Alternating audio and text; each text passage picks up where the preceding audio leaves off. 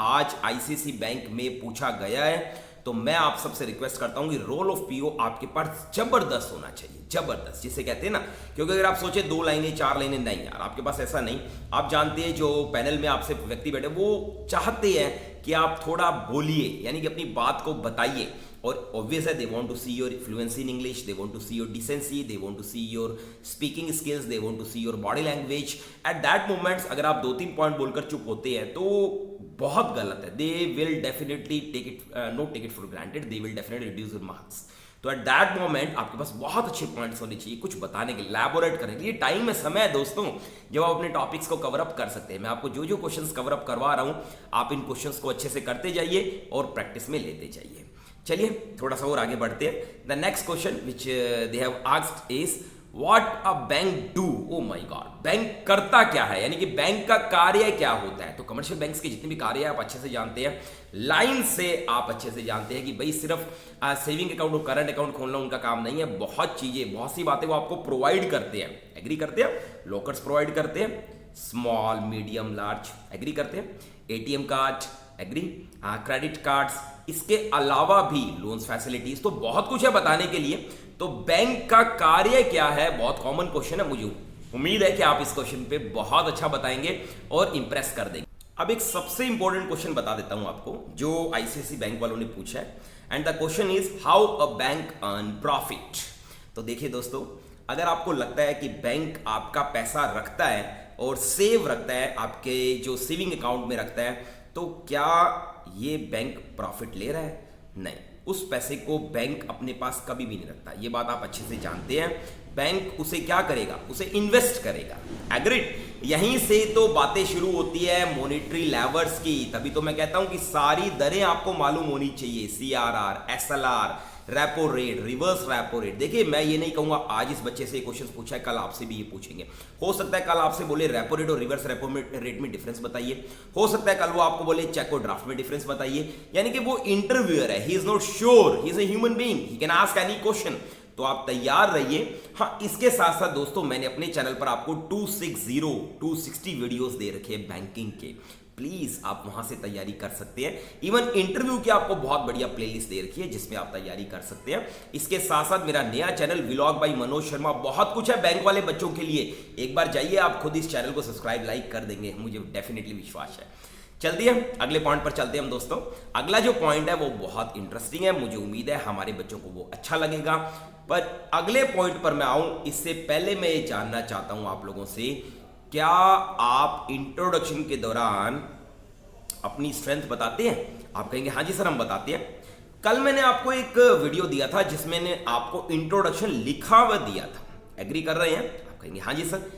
उसमें मैंने 2 important point आपको लिखाए थे। मैंने आपको एक तो पॉइंट कहा था कि आप अपनी वीकनेस कभी भी नहीं बताएंगे।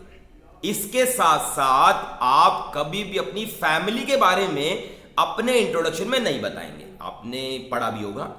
अब देखिए, जब आप अपनी फैमिली के बारे में नहीं बताएंगे तभी तो वो फैमिली के बारे में पूछेगा। सोचिए, यानी कि लोगों के पास या स्टूडेंट्स के पास इतनी बातें नहीं होती अपने बारे में बताने के लिए, जिसकी वजह से लोग अपने इंट्रोडक्शन में, स्टूडेंट्स अपने इंट्रोडक्शन में अपनी फैमिली पर आ जाते हैं। यानी कि वो अपने बारे में बहुत कम जानते हैं। 2-4 लाइनें अपने बारे में बताए, उसके बाद बताते मेरे पापा ये करते हैं, मम्मी ये करते हैं, भाई ये करता है, in this way. Agree?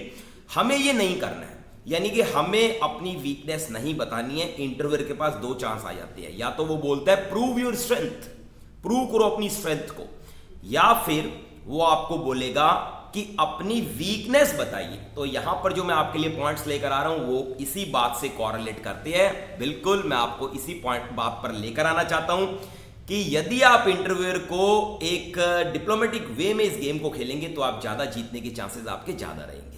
Question is, अपनी 2 स्ट्रॉन्ग पॉइंट्स बताइए और अपने 2 वीक पॉइंट्स बताइए। मैं बात नहीं करूंगा स्ट्रॉन्ग पॉइंट से, क्योंकि आप अच्छे से जानते हैं, आप कॉन्फिडेंट है, पंक्चुअल है, ऑनेस्ट है, क्रिएटिव है, डिटरमिन्ड है, डेडिकेटेड है, हार्ड वर्किंग, ऑप्टिमिस्टिक है, कुछ भी बताइए, but that should correlate your personality also. ढीले ढंग के लोग और बोल रहे हो कॉन्फिडेंट हो, कोई एंगल से नहीं लगता, नहीं बताओ, कुछ और बताओ। If you feel as if कि आपकी आईज ऑनेस्टी शो करती है, you can say I am an honest person sir. If you say that I am a punctual personality, go upon it, there is no problem at all. Enthusiastic, उत्साह होना चाहिए, जोश होना चाहिए, बिल्कुल। Commanding personality, leadership qualities आप highlight कर सकते हैं, बहुत कुछ है।